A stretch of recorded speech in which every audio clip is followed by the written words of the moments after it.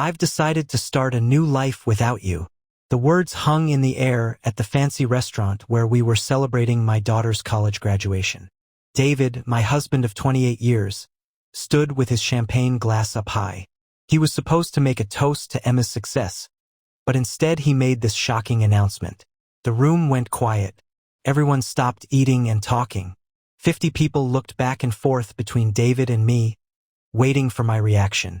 They expected me to cry, yell, or storm out. Instead, I smiled. Congratulations on your honesty. My name is Sarah Mitchell. I am 54 years old, and until this moment, I had been playing the perfect wife and mother. I put my own career dreams on hold to support David through 3 businesses, 2 job changes, and countless times when he was finding himself. I raised our smart daughter, Emma, who sat beside me now with her graduation cap still on her head, looking horrified. From the corner of my eye, I could see Rebecca Stone, David's much younger girlfriend, sitting uncomfortably at a back table. She was with people I had thought were my friends for years, the same friends who knew about the affair but never told me. The same Rebecca who came to our Christmas parties and once asked me for career advice. Staying calm, I reached into my purse and pulled out a sealed cream-colored envelope. I placed it gently beside David's plate. "What's this?" he asked, his confident look fading. "Something for you to read later," I replied, keeping my voice steady. I turned to Emma, whose face had gone pale. I kissed her cheek. "I am so proud of you, sweetheart. This day is still about what you achieved." Then I stood up, smoothed my dress, and spoke to our shocked guests. "Please enjoy your meal. I wish you all a lovely afternoon." With that, I walked out of the restaurant with my head held high, feeling all 50 pairs of eyes watching me. The heavy door closed behind me, cutting off the worried whispers that were starting. Outside, the hot summer air hit me, but I welcomed it. For the first time in years, I could breathe freely. Behind me, I heard the restaurant door open and slam shut, followed by David's voice. No longer confident, but high and frantic. "Sarah, what the hell is this? What have you done?" I kept walking, allowing myself a small smile. The envelope I'd given him contained the start of my revenge. One I'd been carefully planning for months. I had always been the practical one in our marriage. While David dreamed big and took risks, I kept our family stable. I was the one who saved for Emma's education when David made bad investments.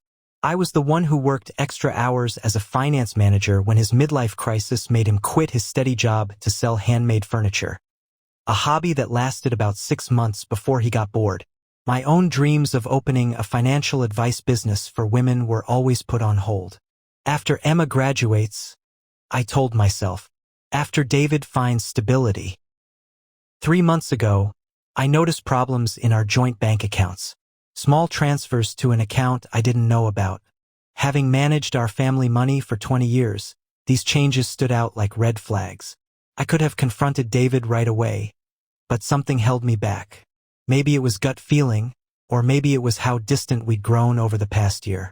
Instead, I quietly started investigating. What I found was worse than I imagined. David had been secretly moving money to a separate account for over a year.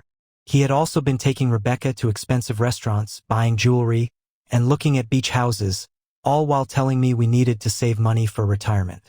Then I found the text messages when David left his phone unlocked. Messages about their new life together. Messages about how he was finally breaking free. Messages about their plans for the day after Emma's graduation. The day he had chosen to leave our marriage. What David forgot, or maybe never understood, was that I had been a money professional for 30 years. I knew how to follow money trails. I knew how to trace assets.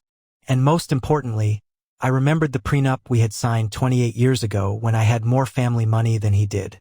The agreement he had wanted, ironically to protect his future earnings, had a clause about being faithful that would be his downfall. While David planned his escape with Rebecca, I was building my case. I talked to lawyers. I documented every hidden transfer. I gathered proof of their affair. I prepared divorce papers. I timed everything perfectly, knowing David would want to wait until after Emma's graduation to avoid ruining her big day. What he didn't expect was that I would file the divorce papers the morning of graduation, before his planned announcement. But the papers were still hidden in court records he couldn't see yet. David didn't know I was always 3 steps ahead. I didn't go back to the restaurant. Instead, I drove to our home, a big colonial house in Atlanta's historic area that we had bought 15 years ago. The house that David had already promised to Rebecca, according to text messages he didn't know I had seen. I parked and calmly entered what had been our shared home for over a decade. Everything looked the same. The family photos on the walls, my father's old grandfather clock, the worn leather couch where David and I had once dreamed about our future together. Yet everything had changed. I went upstairs to our bedroom and opened the closet. David's clothes were already packed in suitcases, hidden in the back, ready for his planned departure tomorrow. I smiled at how predictable he was. He had always been careful about clothes but careless about important things. My phone kept buzzing with messages from friends at the restaurant, from Emma, even from David's sister Karen, who had flown in for graduation. I only answered my daughter. "I'm okay. This isn't your burden to carry. Enjoy your graduation day. We'll talk tonight. I love you." I had protected Emma from the truth for months, not wanting to overshadow her final semester with family drama. She would be angry that I hadn't told her, but I knew she would understand eventually. 3 hours later, I heard David's car in the driveway. The front door slammed open. "Sarah," he shouted. "Where are you?" I was sitting in the living room, calmly looking at documents on my laptop. I closed it as he stormed in, his face red with anger, the envelope clutched in his hand. "What is the meaning of this?" he demanded, waving the papers. "You served me with divorce papers today of all days." "I thought it matched nicely with your plans," I replied calmly. "You wanted to start your new life. I'm simply helping make the transition." "You had no right to." "I had every right," I interrupted, my voice steady. "Just as you had every right to choose Rebecca. We all make choices, David." "The prenup expired years ago," he said, suddenly smug. "Any lawyer will tell you that." I allowed myself a small smile. "Actually, it didn't. Section 12 specifically says that the faithfulness clause stays in effect for the whole marriage. Your lawyer should have explained that to you." "Oh, wait. You didn't talk to one, did you?" The color drained from his face as reality hit him. The prenup he had insisted on to protect his potential wealth would now cost him everything: the house, the vacation property in Savannah, his portion of our retirement accounts. His grand announcement at the restaurant had just become the most expensive speech of his life. "You can't do this to me," David said, collapsing onto the couch. "We built this life together and you chose to end it," I replied, "though not in the way you planned." David's phone buzzed in his pocket. He glanced at it, then ignored it. Rebecca, no doubt wondering where he was and why he wasn't following their carefully planned script. "You've always been calculating, Sarah. But this is cold," he said, trying a different approach. "What about our history? 28 years together means nothing." I studied him, this man I had loved for nearly 3 decades. The man who had held my hand through 2 miscarriages before we had Emma. The man who had once surprised me with a weekend trip to Charleston for our 10th anniversary. When had he changed? Or had he always been this person, and I had been too devoted to notice? "Our history meant everything to me," I answered truthfully. "That's why your betrayal hurt so deeply." His expression softened momentarily, perhaps seeing an opening. "Then maybe we can fix this. I made a mistake. People make mistakes. This wasn't a mistake, David. This was a calculated plan spanning more than a year. You systematically moved our money. You looked at property with her. You planned to announce our separation publicly to humiliate me." His face hardened again. "You're exaggerating." "Am I?" I picked up my phone, opened the recording app, and played his own voice. "After the graduation, I'll tell her it's over. A public setting is better. She won't make a scene in front of everyone." Then Rebecca's voice. "And she has no idea about the money?" David again. "None. Sarah trusts me completely. That's her weakness." The blood drained from his face. "You recorded our conversations?" That's illegal. Not in Georgia when one party agrees, I responded. And not when it's in your own home. I didn't record your private moments with Rebecca. I'm not cruel. Just the conversations about your plans to cheat me. David stood suddenly, agitated. I need to make some calls. Of course, I said. Your lawyer might be a good start. I'll be staying at Karen's tonight. Karen's? He sputtered. Your sister's house. I nodded. She's quite upset with you, actually. She was the one who first spotted you and Rebecca together last Christmas. She didn't tell me right away. She confronted you first. You promised her it was nothing, that you would end it. When she realized you hadn't, she came to me. This was another blow he hadn't expected. Karen and I had always been close, but I nodded. She's quite upset with you, actually. She was the one who first spotted you and Rebecca together last Christmas. She didn't tell me right away. She confronted you first. You promised her it was nothing, that you would end it. When she realized you hadn't, she came to me. This was another blow he hadn't expected. Karen and I had always been close, but David never imagined his own sister would choose my side. Everyone's betraying me, he muttered. Ironic, isn't it? I gathered my purse and a small overnight bag I had packed earlier. You have until tomorrow evening to remove your things from the house. After that, the locks will be changed. As I headed toward the door, David called after me, desperation in his voice. What about Emma? Have you thought about how this affects her? I paused, anger finally breaking through my calm facade. Don't you dare use our daughter as a shield, David. You certainly weren't thinking about her when you were planning your new beach life with Rebecca. His phone buzzed again. This time he looked at it and groaned. Problem? I asked. Rebecca is at the apartment already. She's moved her things in. I couldn't help but smile. The apartment you put in both your names? The lease you signed last month. David nodded, looking confused. You might want to check with the leasing office. That application was flagged for credit issues and never completed. The agent called our home phone to verify information. I handled it myself. I walked out the door, leaving David to face the first of many consequences. His perfectly planned new life was falling apart faster than he could process. Karen lived in a charming little house across town, close to the university where she taught literature. When I arrived, she greeted me with a fierce hug. I just heard from Emma, she said, pulling me inside. Are you okay? I'm better than I expected, I admitted, following her to the kitchen where a bottle of wine was already open. I never thought David would make such a spectacle, Karen said, pouring 2 glasses. The restaurant in front of everyone. He's lost his mind. It was meant to humiliate me, I explained, accepting the glass. A public rejection. So I couldn't fight back without looking hysterical. Karen's face darkened. My brother always did have a flair for drama, but this is beyond anything I expected from him. We settled in her sunroom, surrounded by potted plants and bookshelves. Karen had never married, preferring her independence and academic work. Over the years, I had sometimes envied her freedom. What did you put in that envelope that made him so upset? She asked. I explained the contents, the divorce filing, the evidence of his money deception, and most importantly, the prenup that would leave him with far less than he had planned. The prenup? Karen laughed. I remember when he insisted on it. Father had just given you that money for his first business, and he was so worried about protecting it. She laughed bitterly. The irony is delicious. My phone rang. Emma.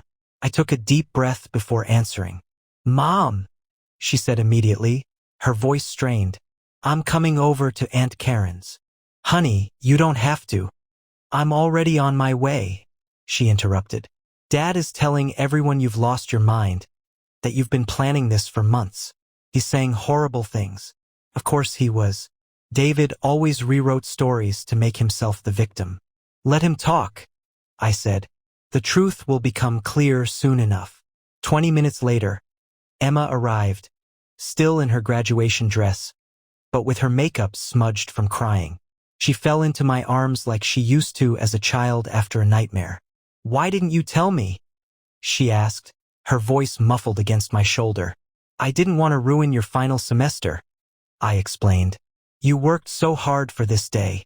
She pulled back, wiping her eyes. Well, Dad took care of ruining it anyway.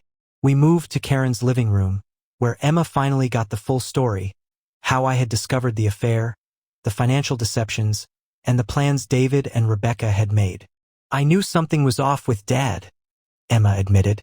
He's been different, distracted, always on his phone, but I never imagined.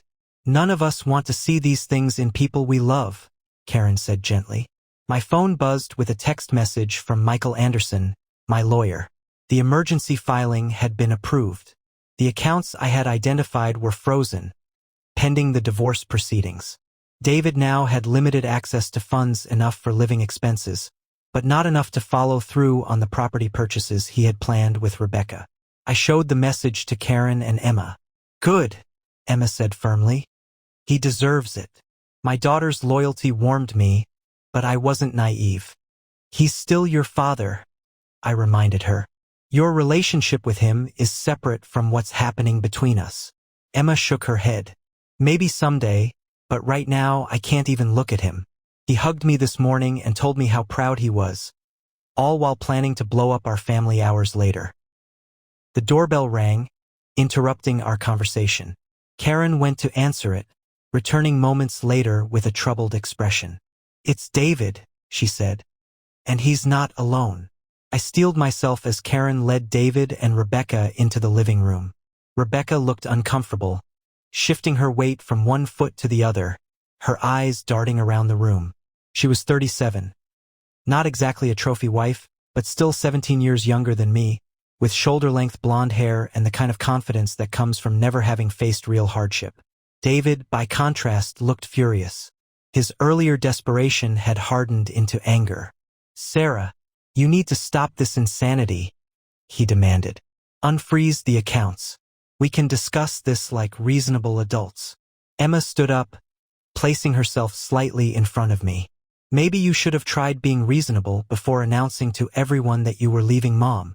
David's eyes widened as if just noticing our daughter. Emma, this doesn't involve you. Doesn't involve me? She echoed incredulously. You blew up our family on my graduation day, and it doesn't involve me? Rebecca touched David's arm. Dave, maybe we should go. He shook her off. No, I'm not leaving until Sarah agrees to be rational about this. Karen folded her arms. My sister-in-law seems to be the only rational person in this scenario. You're the one who created this mess. David. I remained seated, watching the drama unfold. For years, I had been the peacemaker, the one who smoothed over conflicts and kept everyone happy. That role was exhausting, and I had finally set it down. The accounts will remain frozen until the preliminary hearing, I said calmly. That's in 3 days. The judge will determine appropriate asset division at that time. 3 days. David sputtered. What am I supposed to do for 3 days? You have your personal account, I reminded him. The one you've been putting money into for the past year. That should be sufficient. Rebecca's head whipped toward David. You have a separate account with how much in it? An interesting dynamic was emerging. Clearly, David hadn't been entirely honest with Rebecca either. David ignored her question. This is vindictive, Sarah. This isn't like you. Perhaps you never really knew me, I replied. Just as I apparently never really knew you. Emma turned to Rebecca. Did you know he was going to announce it like that at my graduation celebration? Rebecca had the decency to look ashamed. I thought he was going to talk to your mother privately. The announcement today was unexpected. David shot her a betrayed look. Cracks were already forming in their united front. I think you both should leave, Karen said firmly. You've upset Emma enough for one day. Emma, David pleaded. You understand that relationships change, don't you? Sometimes people grow apart. My daughter's face hardened in a way I had never seen before. What I understand is that you're a coward who couldn't even give Mom the dignity of a private conversation.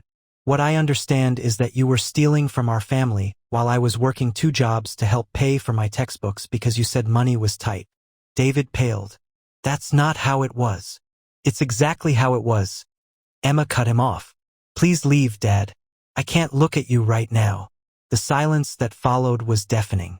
Finally, David turned to go, Rebecca trailing behind him. At the door, he paused and looked back at me. This isn't over, Sarah. I'll fight you on this.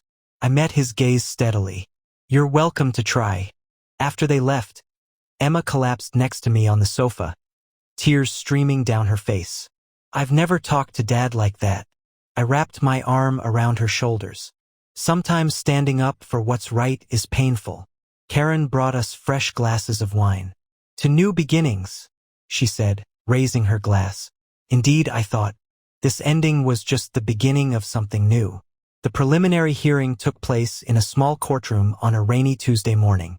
I arrived with my lawyer, Michael, while David came with a lawyer he had hastily hired, a young associate from a firm that specialized in corporate law, not family matters. David's poor choice of representation was yet another consequence of his rushed planning. The judge, an older woman with sharp eyes and no patience for dramatics, reviewed the prenup carefully. This document appears to be in order, she said, looking over her reading glasses at David's lawyer. Do you contest its validity? The young lawyer cleared his throat. Your Honor, we believe the agreement has expired due to the length of time that has passed. Section 18 clearly states that the duration is, for the term of the marriage plus any legal proceedings resulting from its dissolution. The judge read aloud. There is no expiration date indicated. David leaned forward to whisper urgently to his lawyer, who looked increasingly uncomfortable. Furthermore, the judge continued, the evidence of systematic fund transfers appears to violate the financial disclosure requirements in Section 23. She shuffled through the papers, then looked up. I am ruling to maintain the freeze on joint accounts pending full financial discovery. Mr. Mitchell's personal account will remain accessible to him. The family home will remain in Mrs. Mitchell's possession during proceedings, as stipulated in the prenup's infidelity clause. David's face flushed dark red.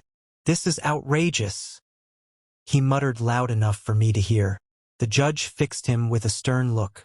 Mr. Mitchell, I suggest you review the agreement you signed more carefully. This court will reconvene in 30 days for the full hearing after discovery is complete. As we left the courtroom, David caught up to me in the hallway. Sarah, please, we need to talk about this reasonably. 28 years together has to count for something. It counted for everything, I replied, until you decided it didn't. I walked away, leaving him standing alone in the courthouse corridor, the weight of his choices finally beginning to sink in. Word spread quickly through our social circle. Friends called daily, some offering support, others seeking gossip. I maintained a dignified silence about the details, simply saying, David and I are separating. These things happen. Meanwhile, David's carefully constructed facade was crumbling. The image he had cultivated, successful businessman, devoted family man, was tarnished beyond repair. The financial freeze meant he couldn't follow through on promises made to Rebecca. The beachfront property they had been planning to purchase fell through. The luxury car he had put a deposit on had to be canceled. 2 weeks after the hearing, Karen called me, her voice tinged with amusement. Have you heard the latest? Rebecca moved out. Already? I wasn't entirely surprised, but the speed was impressive. Apparently, she discovered that David's business isn't doing as well as he claimed. The substantial savings he talked about don't exist. She told her friend Jennifer that she didn't sign up to date a man with financial problems. I couldn't help but laugh. He always was good at creating illusions. Meanwhile, I was rebuilding. The financial security I had always maintained, separate from our joint accounts, gave me freedom David hadn't anticipated. I rented a small office space downtown and began setting up the consultancy I had dreamed about for years. My first clients were 2 women going through divorces of their own. Word of mouth brought more. I specialized in helping women understand their finances during major life transitions, divorces, widowhood, career changes. The work was immediately fulfilling in a way my corporate job never had been. Emma, who had accepted a job with a marketing firm in Charleston, called me regularly. "I'm so proud of you, Mom," she told me after I described my growing client list. "You're helping people during their worst moments." "I'm just doing what I wish someone had done for me earlier," I replied, preparing women for whatever might come. Being needed for my expertise rather than my caregiving was a novel and empowering experience. The final divorce hearing fell on what would have been our 29th anniversary, a fitting end to a chapter of my life that had lasted nearly 3 decades. David arrived looking haggard. I later learned that his business was struggling without my financial support and guidance. Rebecca was long gone, already dating a real estate developer from Savannah. Most of our mutual friends had distanced themselves from him after learning the full story of his deception. The judge upheld the prenup in its entirety. David left with his personal possessions, his struggling business, and the money in his private account, which, after paying his lawyer, was barely enough to secure a small apartment. I retained our home, my retirement accounts, and 70% of our joint investments, exactly as the prenup stipulated in cases of infidelity. The justice was poetic. The very document David had insisted upon to protect himself had become his downfall. As we left the courtroom, David approached me one last time. "I made a terrible mistake," he said quietly. "Is there any chance we could?" "No," I interrupted, gentle but firm. "That door is closed." "I understand," he replied, and for once I believed he did. "I hope you find happiness, Sarah. You deserve it." It was perhaps the first honest thing he had said to me in years. 6 months later, my consultancy, Mitchell Financial Transitions, was thriving. I had moved from the small office to a larger space and hired 2 associates. I specialized in helping women secure their financial futures, particularly through major life changes. Emma visited often, proud of what I had built. "You know what's ironic?" she said during one visit. "If Dad had just been honest from the beginning, he might have kept half of everything." "Sometimes people can't see beyond what they want in the moment," I replied. The woman who had once defined herself as David's wife and Emma's mother had discovered a new identity: mentor, business owner, and advocate. The envelope I had handed David at the restaurant hadn't just been my escape plan. It had been the key to a door I never knew existed. Behind it, I found not just revenge, but reinvention. In securing my financial future, I had also reclaimed something far more valuable: myself.